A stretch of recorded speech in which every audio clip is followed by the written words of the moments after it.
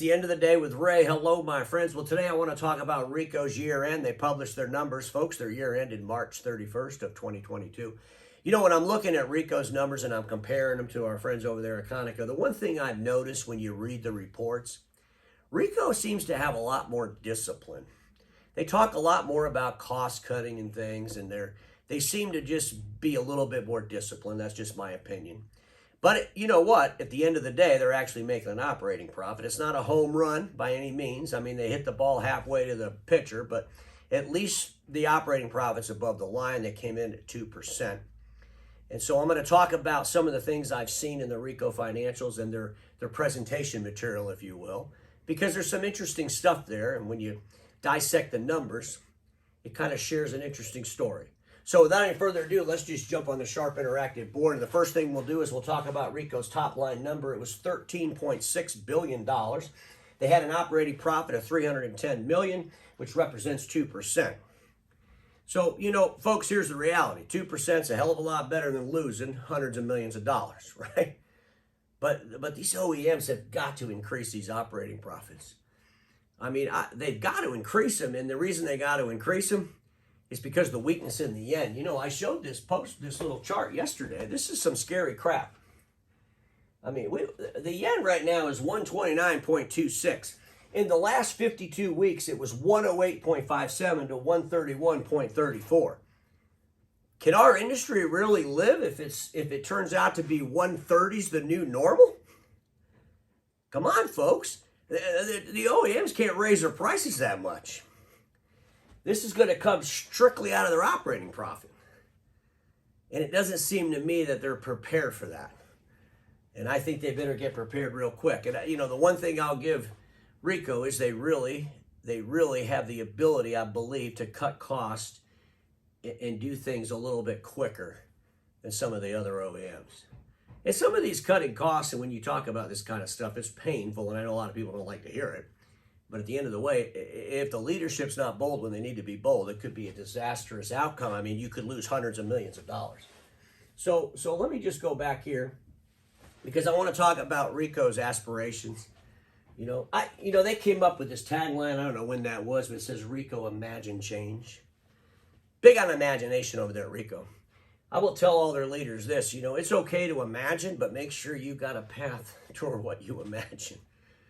I mean, it's easy to imagine this grandiose stuff, but make sure you have a path to get there because I don't know how in the hell they're going to go from 13.6 billion is what they, you know, finished out this last year with. They want to do 15.9 billion. I mean, 2.3 billion increase in revenue, and they want to bring their operating profit to 4.5% or 700 million. I would much rather have them say, you know what, we want to kind of be like Kyocera and have a 9% operating profit, you know. And the hell with the top line number. This is a big jump.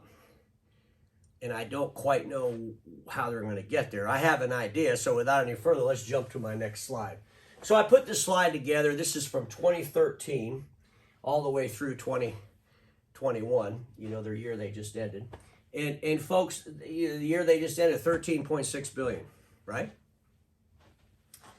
They have never increased their revenue $2.3 billion in a single year, ever. You'd have to go back all the way to 2013 to 2014.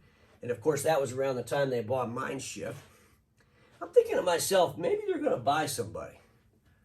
You know, maybe they all know this. Hey, you know, we got to go ahead and, let's go ahead and put in that acquisition we're going to make. And, you know, that's going to be some revenue. We can add that to our goal. Who would that be? Well, I'm hoping it's Toshiba Tech. That would give them the number pretty close. God, think of this. Ricoh, you got to get with Ifsamo Capital, okay? And say, look, is there any way you could get us Toshiba Tech? You know, because Toshiba Tech would be a great acquisition for Ricoh. I mean, think about the cost cuts. My gosh, all the redundancy in that. They could just, I mean, they're not going to make Toshiba copiers anymore. Printers will turn them all into Ricohs. They could cut so much cost, it'd be crazy. It would be a great way to add some revenue and cut a lot of costs. And get that operating profit maybe up to 6% like they had back in 2014. Wouldn't that be nice? But ladies and gentlemen, they're 2.3% this last time around. They want to get to 4.5%. They want to double. They want to add another 2.3 billion in revenue. I just hope I hope they have something on the, on the back plate, I guess, if you will. There's got to be something there that they know that they're going to do, because if that's just what they're imagining, they probably need to, stop imagining so much, if you will. Let me go to my next slide. This next slide I put together is kind of interesting because I took the numbers of their services business. I'm trying to get their IT services numbers. Nice thing about Ricoh, unlike Konica, they really kind of dig into the numbers a lot better. They split this stuff out pretty good. So I'm going to give them a kudos on that. Not quite to the level that I would want, but I'm kind of picky, right?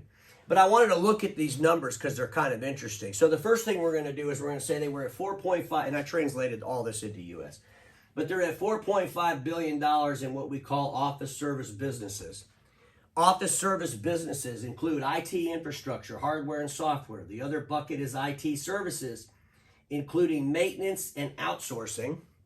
The other bucket is applications, business-specific apps and in-house apps. And then the last bucket is business process services.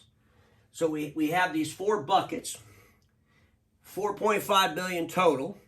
And how is that 4.5 billion split up around the world? Well, we have three buckets. We have Japan, represents 2.2 billion of that. They do a great job in Japan selling services. But it's Japan, it's their home.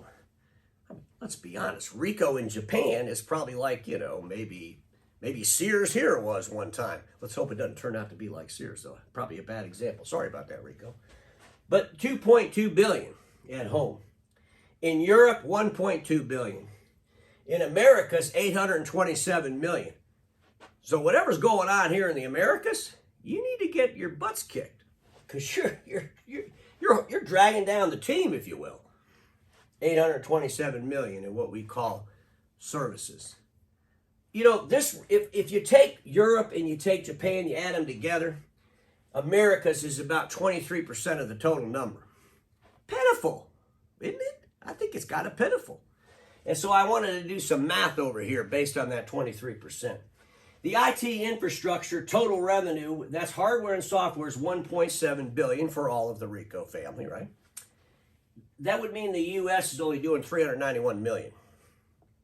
Just to kind of put this in perspective, I don't know if that's the exact number because they don't say that. I had to use my own math, but I think I'm probably pretty close. Let's look at IT services, including maintenance and outsourcing. Okay, total numbers 936 million.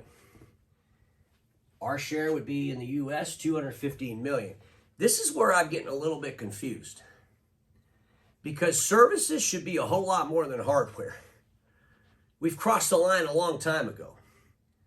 IT services, with everything moving to the cloud, and we're putting less hardware. This is a concern for me. I'm not quite sure what they're lumping in this IT infrastructure, hardware, and services. This is where a little bit more details on the breakdown would be kind of interesting, because that's a big number in comparison to what we're doing in services. It would be nice to see, if we're going to do $1.7 billion as a whole in hardware and software, that the service and maintenance piece would be, 1.9 billion. More, not that much less. That's a little concerning to me, and I think it just goes to the fact that OEMs, they focus more on hardware than they do on services, regardless of what they might tell you. Applications total 847 million, and business processes and services, the total for the whole world is 769 million. So you can see that the service business at 4.5 billion, it's nothing to sneeze at. That's a pretty good number. A lot of it's in Japan. And I'm just going to ask the question of Ricoh, have you ever thought about just dumping that in the United States? I'm not saying that to be mean or malice, but at the end of the day, it's in the way. What if you just focused on dumping hardware in the United States? That's what just dump hardware here. Gobble up another OEM like our friends over at Toshiba Tech and focus on selling hardware to print providers that need to deliver hardware a little bit longer, right? And then build up this. You're doing a good job in Europe, which is, Europe, whatever's working in Europe. Maybe those European leaders need to come to the United States and spend some time. But in your homeland, Japan, you're really killing it. So that's kind of interesting to me.